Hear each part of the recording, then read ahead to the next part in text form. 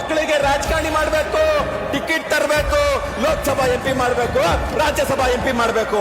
ಆದ್ರೆ ಇಲ್ಲಿರ್ತಕ್ಕಂಥ ಬಡವರು ವಿದ್ಯಾರ್ಥಿಗಳ ಬಗ್ಗೆ ನಿಮ್ಗೆ ಕಿಂಚಿತ್ ನಾಚಿಕೆ ಮಾನ ಮರ್ಯಾದೆ ಇಲ್ಲಿರ್ತಾರ ನಮ್ಮನ್ನ ವರ್ತಿಸ್ತಾ ಇದ್ದೀವಿ. ಫಾರಿನ್ ಅಮೆರಿಕ ದುಬೈ ದಾಟಿ ಕಳಿಸ್ತೀರಿ, ಬಡವ್ರ ಮಕ್ಳಿಗೆ ಗೊತ್ತಿಲ್ಲ ನಿಮ್ಗ ಏನ್ರಿ? ದಿನಕ್ಕೂ ಸುಳ್ಳು ಭರವಸೆ ಕೊಡ್ತೀರಿ, ಸುಳ್ಳು ಹೇಳಿ ಕೇಳ್ತೀರಿ. ಮಾನ್ಯ ಮುಖ್ಯಮಂತ್ರಿಗಳೇ, ನಿಮ್ಗೆ ಸವಾಲನ್ನ ಹಾಕ್ತಾ ಇದ್ದೀನಿ.